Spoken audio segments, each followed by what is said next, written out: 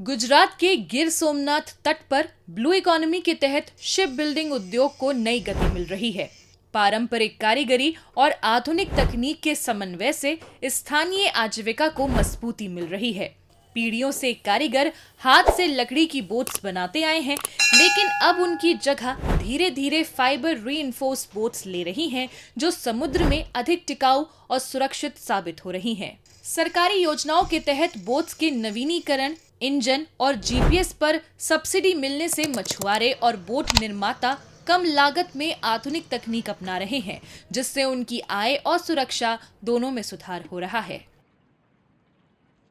એટલે કે જૂની બોટ તમારી થઈ ગઈ હોય અને ચાલતી ન હોય તો તમે નવી બોટ બનાવો, એમાં અમે રિપ્લેસ બોટ કરો તો એમાં 50% અમે સબસિડી આપીએ। તો સરકાર અમને 22,50,000 પણ અમને આપે છે અને અમે રિપ્લેસ બોટ કરીને બનાવીએ છીએ, નવી બોટ બનાવીએ છીએ। તો સરકાર અમને ડીઝલમાં લાઈફ જેકેટ, લાઈફ બોય, પછી જીપીએસ, પછી અમે આપણા એન્જિન, આ બધામાં અમને સબસિડીઓ આપે છે।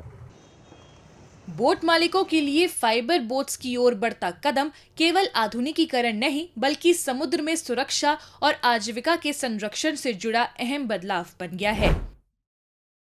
जब फाइबरनी बोटोथी घणो बधो फायदो थाय छे के हवामान साइक्लोन आवे छे त्यारे लाकडानी बोटमां एक बीजा टुकड़ा लईने जॉइंट कर्युं होय छे, एनाथी समुद्रनुं पाणी अंदर प्रसार थाय छे ने प्रमाण वधी जाय छे। तेने थोड़ुंक अमने रिक्सी थई जतुं हतुं, पण ए रिक्सने टाळवा माटे करीने फाइबर बोट बनवामां आवी अने फाइबर बोटथी ए रिक्सने टाળી शक्या छे ने ए अमने बदलाव आव्यो छे ने बहुत सारो बदलाव आव्यो छे।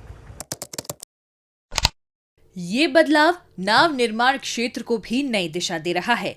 जहां पहले महीनों की मेहनत लगती थी, अब वही काम तेजी और अधिक दक्षता के साथ पूरा हो रहा है। इसके बावजूद इस परंपरा की नींव आज भी कुशल कारीगरों पर टिकी है, जिनकी पीढ़ियां इस कला को जीवित रखे हुए है। संरक्षण से आगे बढ़कर ये पहल रोजगार के नए अवसर सृजित कर रही है, मत्स्य क्षेत्र को मजबूती दे रही है और तटीय समुदायों की आजीविका को सशक्त बना रही है।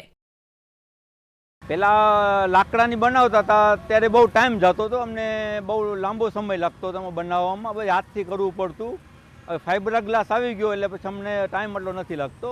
બોટ બનાવવામાં પહેલા લાકડામાં અમને 4-5 મહિના નીકળી જતા હતા, આ અમે 2 કે 3 મહિનામાં બનાવી નાખી અમે બોટો। અમે નોકરી કરવામાં એટલા પૈસા નથી દેતા જેટલા આમાં નોકરી કરવા જાય તો 10,000 પગાર હોય, અહીંયા અમારા 15,000 પગાર પડી જાય।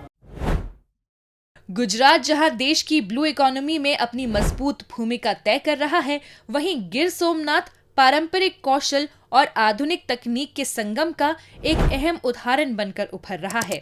ये मॉडल न केवल तटीय समुदायों के भविष्य को सुरक्षित करने की दिशा में कारगर साबित हो रहा है, बल्कि आजीविका और स्थायी विकास को भी नई मजबूती दे रहा है। ऐसे ही वीडियोस के लिए लाइक करें, शेयर करें, फॉलो करें। YouTube पर जाकर सब्सक्राइब कर बेल आइकन दबाना ना भूलें और ताजा अपडेट्स के लिए swedeshlive.com पर जरूर जाएं।